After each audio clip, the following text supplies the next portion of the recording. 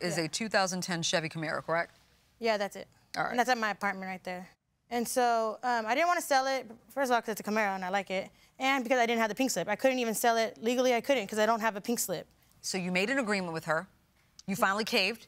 Yeah, I finally caved because it was Jose's cousin, and, you know, I was like, okay, it's their cousin, so I know they're going to pay me the money once they get the pink slip, So once I get it. You claim that no money was given to you at that point, but you still let her drive away in the car. No, I didn't let her drive away. They had they went to go back to his house. They came to my house. First they went to Jose's house. Jose wasn't home, so then they came to my house, and then she's talking me into this, and because it was Jose's cousin, I trusted her. And I caved in, and I said, okay, go ahead and take the car. So they went back to Jose's and picked up the car. What about this reported stolen car? car? So I hadn't gotten no money at all. Okay. And, they were just telling me that they didn't want the car no more because it has problems now, and that they already put $1,300 into the car. For the smog test is for what the you smog say. to be able to pass. You paid $1,300 to get the smog test. I had to fix the muffler. There was a lot of work to get done, and we fixed the muffler because it was completely broken. The Cadillac converters were out. It didn't pass? No. Did you still want the car? No, I just want my money. I don't want nothing to do with it. So you did try to undo the sale? Well, no, if we were going to keep the car, but we couldn't do anything no more. She had already reported it stolen. Okay, go ahead. So they didn't give me no money at all. I didn't get no money at all. And I came into like a little bumper and I needed some money. I just needed $500 and they didn't want to like give me any kind of money, any kind of payment towards the car. And I really needed it because I went to this little bump in the road through my life, you know? And they're saying that they want to give back the car now, that for me to give them back the $1,300 and that they don't want the car no more. And I said, I'm not going to do that because, number one, I don't even have the $1,300 no more.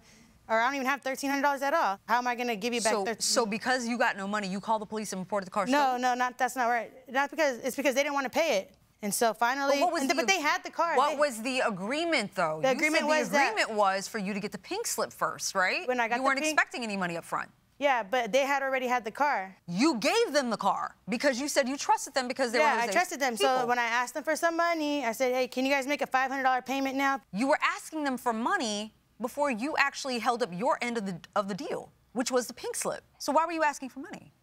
Because like I said, like in good faith, because they were friends or their cousins or whatever, I was thinking maybe they would help me out and give me the $500. So she because she had the car, because I did that favor for her. She reaches out to you through Miss Lujano, and what did you work out on the phone? Well, yeah, she had called me and told me that to come pick up some money, that she had the money there, and I said, okay, I will. How much? It was $1,700. Where did that number come from? Okay, I'm going to explain to her in Spanish. ¿De dónde salieron los 1,700 de cuando se los dimos se los dio Melissa? She gave me the 1,700 because she come for pay, so she need to go to work, so she left. When she left, she coming, and I say my niece, hey, can I had money, can I pay? Why can't you explain to me? Oh, because I wasn't there when she got the 1,700.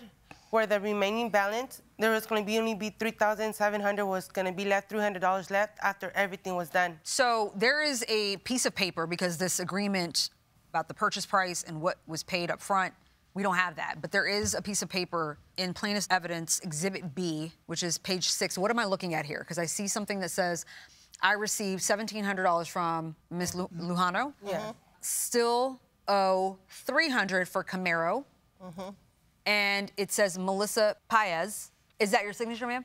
Take a look at it. I did sign that. Page 6. Okay. You acknowledge receiving $1,700, and then it says here that there's a balance owed of $300. The thing about the $300 is because she was supposed to pay me the $2,000, and then after they already got the pink slip in the mail, when they got the pink slip in the mail and everything was all in her name. Why would you sign something that says I received $1,700 and what's left is $300 when you claim she still owed you $2,000? No, well, because the first payment was supposed to be $2,000, so this is the first payment of $2,000. But it says here still owe $300 and you signed.